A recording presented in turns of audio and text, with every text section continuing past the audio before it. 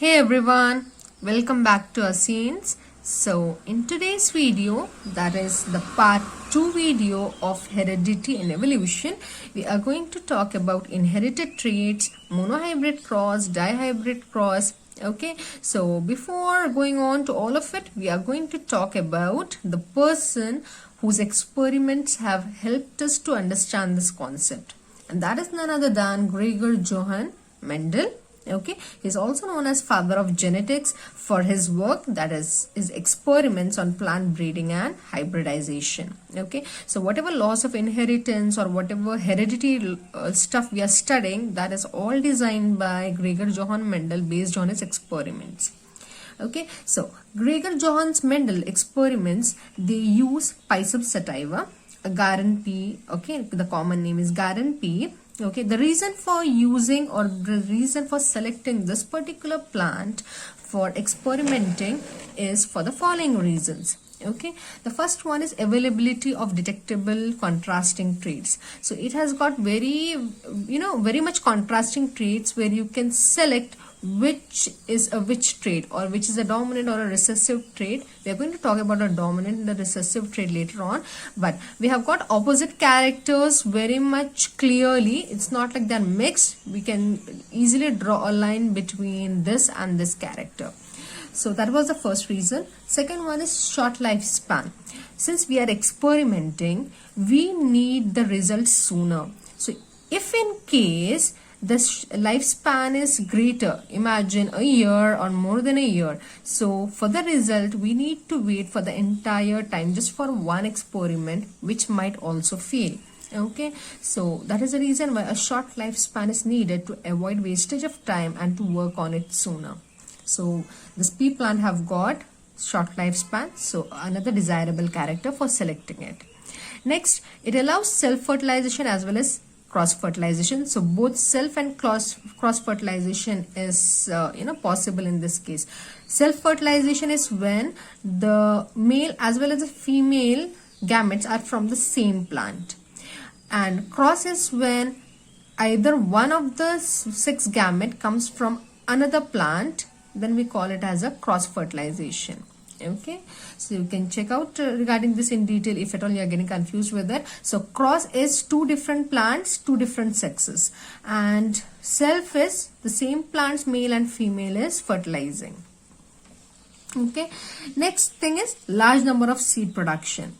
So the best character about Pisum sativum is, and the end, the results, you get large number of seeds. So in case if you want to experiment them again, or you want to use it to carry out the further process, you have got a large number of seeds to actually go on with your plants. Okay, so these are the characters why Mendel has selected Pisum sativum. And now, as I was saying about contrasting traits, okay, so what are the different traits which we can observe or which we can use for experimenting Pisum sativum? So we have got 7 pairs over here. We have got with respect to flower color, okay, violet or white. Then comes the flower position, axial terminal, seed color, seed shape, pot color, and height of the plant. So regarding this particular part, okay, in detail explanation I have already done in a separate video where you will be also studying about how to write down a monohybrid or a dihybrid cross for a different character. Okay, so I'll just put a link of that in the description box, so in case if you need it, you can just directly go and check it out. Okay, so now in this case, as I was saying, we have got a dominant and a recessive trait. So when I say a dominant, it's something which is stronger. Recessive is a weaker trait. So if at all a baby plant or the newborn or the embryo, the new plant which is coming into existence, it has got a mother and the father, a mother with this trait and the father with this trait. In that case, what happens is the dominant trait will win. So even though this particular gamete will be present in the baby plant, it will be showing the character of the dominant trait. So if at all both are present in one plant, the whatever physical appearance which you will be seeing, it will be of the dominant trait, because this one is strong and this one will make itself known, whereas this one will hide behind this. Okay, so in case if at all a plant, example, if it has got gametes for, if it has got genes for violet flower as well as white flower, both genes are present inside the plant, but violet being the dominant, the flower color which you will be observing is violet. Similarly, imagine you have got a pot color. Okay, you have got both the genes in the same plant, genes for green color and genes for yellow color as well. But since the green color is dominant and both are together, so this will win because this is stronger than this, and what color you will be seeing is green. So physical appearance, whatever you will be observing, is always of the dominant character, even though recessive character is present. Okay, so in detail, if you have to go with this, as I said, the link is in the description box. Go through it. Okay, with the exam point of view, it's very, very important. Okay, now let us come down to monohybrid cross. So as I said, we have got two crosses, monohybrid and a dihybrid cross. So when I say mono itself refers to one. Hybrid, it's actually a mixture or a fusion of two different or two opposite characters. Okay, hybrid. So monohybrid cross. We are crossing two plants with one different character, one contrasting character. That means if at all I am having two plants, all the characters are same, but among this, any one character will be different in both. That is, if at all we are talking about height of the plant, then one plant will be tall and one plant will be short. As in this case, what we are going to solve, we are selecting one character, that is height. So one plant will be tall and one plant will be short. Similarly, we can select another thing, like for example, we can select seed shape. So if at all we are selecting seed shape, so in two plants all the characters will be same, their height, everything will be same, only the seed color. So one plant will be having yellow color seeds, whereas the other plant will be having green color seeds. Okay, so that is how a monohybrid cross works. Okay, so in this case we have selected the height. Okay, so as I said, as you can see here, height of the plant, tall is the dominant one, whereas recessive one is the dwarf one or the short one. So in this case, as you can see, we have selected parent, a tall plant and a dwarf plant. Now comes the allelic pair. Okay, the genes. So a tall plant. Okay, so this is okay. So a tall plant will have, so this is a pure homozygotic tall. Okay, what is a homozygotic and heterozygotic tall? I'll just let you know at the end of this monohybrid cross. Okay, so tall plant, tall character is shown by capital T. Okay, since it is stronger, so we are using capital letters. The contrasting or the opposite character of tall is short, so we are going to use the same alphabet but a smaller version. Okay, the small cases. So tall and dwarf are opposite characters. Among this, the dominant one is tall, so we are going to use the first letter of tall and the capital form, whereas the other one gets the smaller version of the same alphabet. So always remember, a gene or a character is represented by two alleles. Okay, so this two alleles. So since this is tall, I have taken capital T, okay, 2, whereas dwarf has got small t and small t. Now, what are gametes? Gametes are the sexual cells which help in reproduction. So gametes are always in single, they are not double. So this 2T, each one will separate and each one will be your gamete. So this T is one gamete and this T is one gamete. Similarly here, this small t is one gamete and this small t is one gamete. Okay, so now one gamete of this and one gamete of this, whereas one gamete of this and one gamete of this are going to fuse. So you are left with capital T, small t, capital T, small t. So capital T, small t, capital T, small t. Now what is the character? As I said, both are T's. Okay, you have got a tall gene, you have got a dwarf gene. Since you have got both, as I said, the dominant one will show itself. This plant, if you grow, if you use the seed of this plant and if you grow it, what you will be seeing is the plant will be tall. But genetically, it is having a dwarf gene as well. So now, this type of plants are known as heterozygous. So as I said before, this one is homozygous. Homo is when they have got same alleles or same genes. And in this case, you have got a opposite or the contrasting gene as well. So we call it as hetero, different. Heterozygous, homozygous. Okay, so now we have come to this, right? We have got two same plants over here, heterozygous. So after this, till here we call it as F1 generation or first filial generation. Now, what we are going to do is, we are going to select this plant and again cross it. Okay, and we are going to see what we are going to do next, what we are going to get. So this is the F2 generation. Okay, we are self-pollinating it. Okay, now as you can see here, what are the gametes? Capital T and a small t. So same thing over here, capital T and a small t. Now, for F2 generation, this is the main important part where you have to work out. So what you are going to do is, for gametes, see here, this will come over here and this will come over here. So capital T, small t, capital T, small t. And then you are going to work like your multiplication table or addition table which you used to solve in maths, just in a similar way. So this box will get genes from this and this. So capital T and capital T. So capital T, capital T. This will get capital T and small t.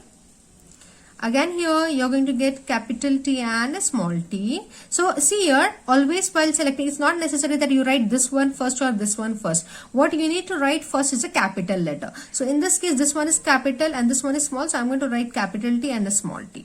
And for the last one, small t and small t. Okay. Now as you can see here, this one is going to be tall.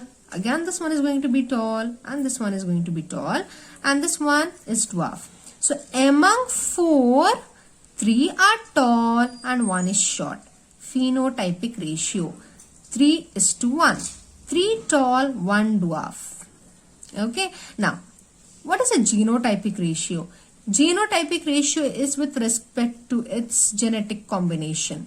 So we have got 1 homozygous tall, 2 heterozygous tall, and 1 dwarf. There is no heterozygous dwarf because this is a recessive character, so you will not get a heterozygous dwarf. It's always a homozygous dwarf.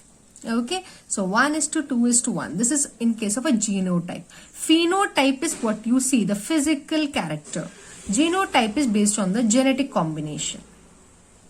Okay, so that was about your monohybrid cross.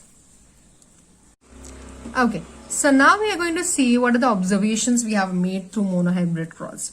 So what we came to know is, in the F1 generation, we have got all tall plants, no medium height or short plants. In F2 progeny, what we have got is, among 4, that is 1/4 is referred to among 4, 1. 1 was short whereas 3 others were tall. So phenotypic ratio, as we have discussed, 3:1, and genotypic is going to be 1:2:1. Now what are the conclusions, or what did we come to know with the help of this monohybrid cross? So capital T and capital T small t, both these cases are tall plants, whereas small t and small t is always a short plant. A single copy of capital T is enough to make the plant tall, while both copies have to be T for plant to be short. As I said before, so 1 capital T among 2, if 1 is capital, then that is enough to bring the tall character. But if you want the plant to be short, both the characters or both the alleles should be small t. Okay, this is, as I said, for dwarf you need a homozygous dwarf itself. There is no heterozygous dwarf. But for tall or for the dominant character, 1 gene is enough or 1 allele is enough to bring the dominant character outward. Characters like T are called dominant trait because it expresses itself, and small t as recessive trait because it remains suppressed. As I said before again, the dominant one is always showing itself, whereas the recessive one is the one which is weaker in front of the dominant section. That is the reason why it will always keep itself hidden. And that is the reason why we call it as the recessive trait. Now, we are going to talk about the next one, that is our dihybrid cross. So, dihybrid, once again here, it's going to be a contrast of characters. Okay, we will have different characters together. So, here in this case, we are using two characters. There we have used only one. We have selected height of the plant. In this case, we are going to select two characters. In this case, the shape of the seed and the shape and color of the seeds. So shape of the seed is one character, color of the seed is one character.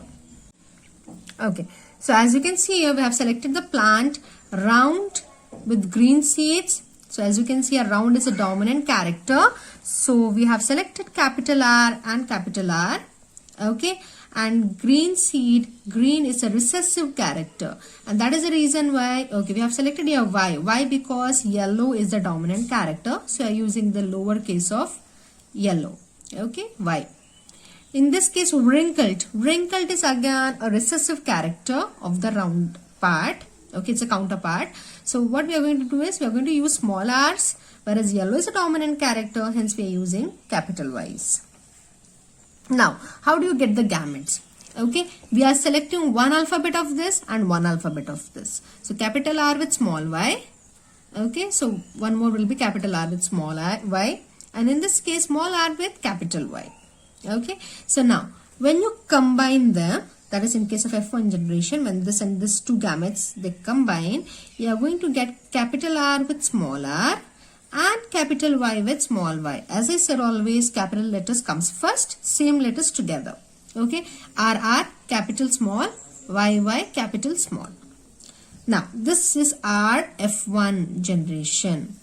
For F2 generation, we are self crossing. What we do is, we will take the same one as the another parent and we are going to cross them. So here, what are the possible gametes? As I said, we have got different, upper and smaller cases over here. So, one possibility is capital R with small y, capital R with capital R with capital Y, capital R with small y, small r with capital Y, and small r with small y. So, all the possible pairs, okay, all the possible pairs with respect to, capital and small, okay, one of this and one of that. So capital, small, small, capital, small. Okay, so these four are the possibilities. So what we are going to do is, we are going to draw this checkerboard.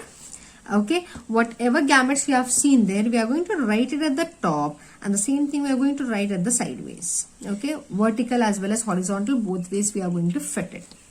And then we are going to cross.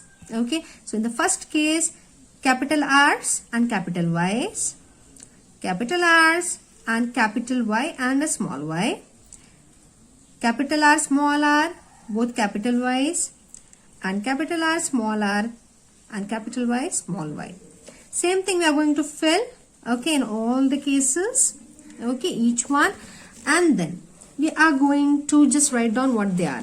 So as you can see here, okay, I'm going to go this way and all the way down, and then I'm going to go diagonally. Okay, now count 1, 2, 3, 4, 5, 6, 7, 8, 9.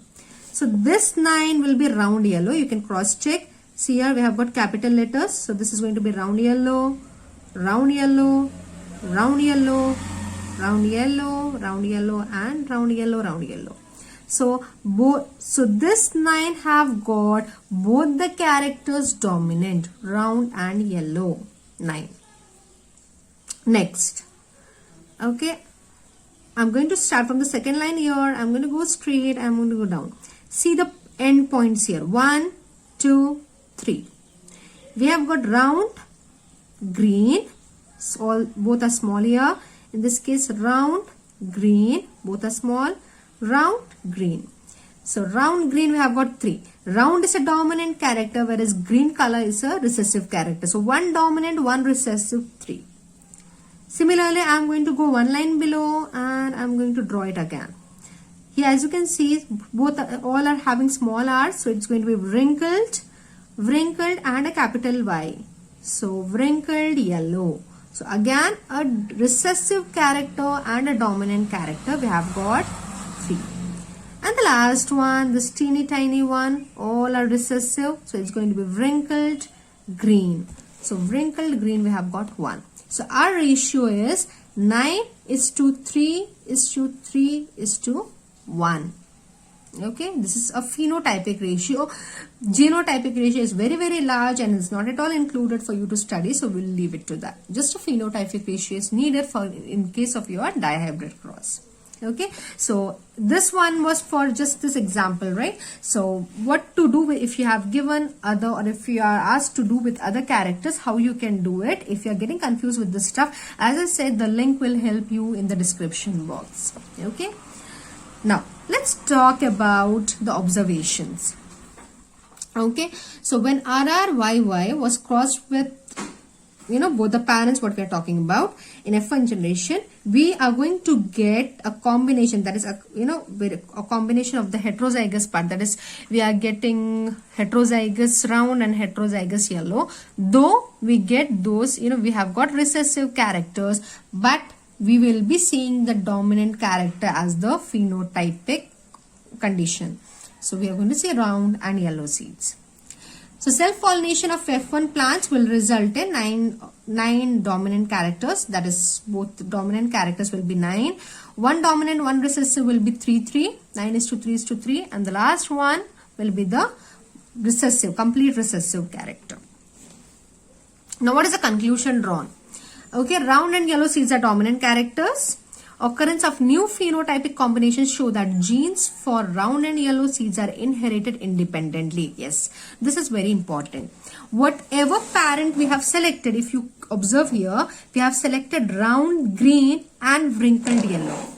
So we have selected, this was our parent and this was our parent. So these two are new combinations from our parent. The parent which we have selected in this case were round green and wrinkled yellow. So how did we get this new parent? New combination, round yellow and wrinkled green? That is because these two characters are independent. That means round does not always go with yellow. Round does not always go with green or wrinkled with yellow. They are independent. With whoever they want, they can go. Okay, they are not depending upon the other for traveling or for genetic combination. They are individually, independently combining with other characters. So that is what is explained here over here. Okay, so that was about your monohybrid and dihybrid cross. In case of doubts, you can just leave me a comment at the bottom and I'll get back to you as soon as possible. Thank you for watching.